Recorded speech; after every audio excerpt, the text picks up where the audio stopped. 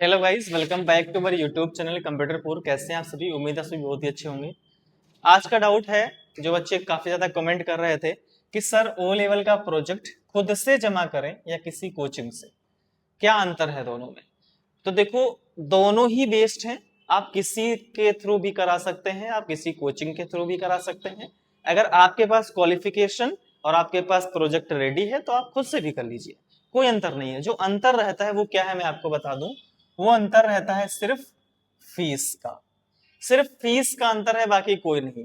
अब जब प्रोजेक्ट को आप सबमिट करेंगे तो उसकी आपको फीस देनी पड़ती है, जो कि होती है 100 रुपए।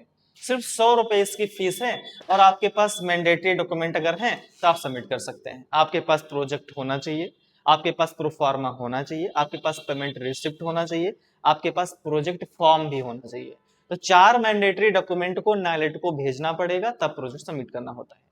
अब अगर आप करते हैं तो रिस्क क्या है? देखो, अगर खुद से बनाओगे तो चारों डॉक्यूमेंट अगर बाय द वे रेडी भी कर लिया, एक तो होगा ही नहीं, क्योंकि प्रोजेक्ट तो आप बना ही नहीं पाएंगे। आप लिख सकते हैं, वेरीफाई नहीं कराएंगे। क्योंकि हमारे पास एक समस्या आ जाती है। वो समस्या ये है कि जो प्रोजेक्ट वेरीफाई करता है वो या तो कोई ए लेवल का होता है या तो कोई एमसीए कर रखा होता है।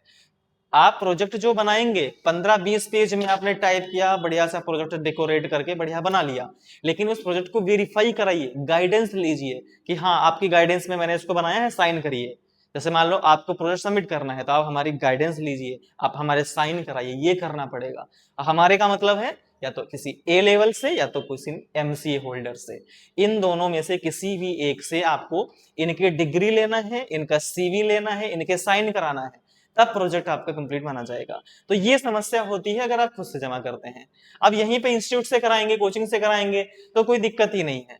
वो कोचिंग है, वो तो कर ही सकते हैं, उनके पास क्वालिफिकेशन होती है। नहीं क्वालिफिकेशन तो वो संस्था के नाम से आपका प्रोजेक्ट सबमिट कर देंगे, ठीक है। लेकिन यहाँ दिक्कत उनको होती है जिनके पास पैसा नहीं है। अब संस्था से कराएंगे तो सिर्फ 100 रुपए में थोड़ी करेंगे, वो कम से कम आपसे 1,000 रुपया वो लेके रहेंगे। 2,000, 3,000, 4,000 ऐसे रुपया वो लेते हैं प्रोजेक्ट का, क्योंकि प्रोजेक्ट भी बनाएंगे और अपने डॉक्यूमेंट लगाएंगे। इसलिए तो अंतर कुछ नहीं है, अंतर है सिर्फ फीस का।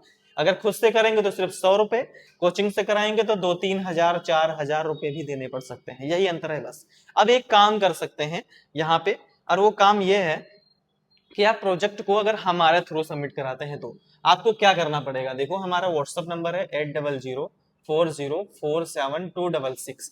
इस व्हाट्सअप नंबर पे मैसेज कर दीजिए। नीचे स्क्रीन पे भी व्हाट्सअप नंबर आपको दिखेगा, डिस्क्रिप्शन में भी दिखेगा। इससे व्हाट्सअप मैसेज कर दीजिए कि सर प्रोजेक्ट सबमिट कराना है, आपका प्रोजेक्ट हम सबमिट करा देंगे, ठीक है। इसकी जो फीस रहती है 100 रुपए, वो तो आपको देनी ही है। और साथ ही में हम आपसे 150 रुपए सिर्फ अलग से लेंगे।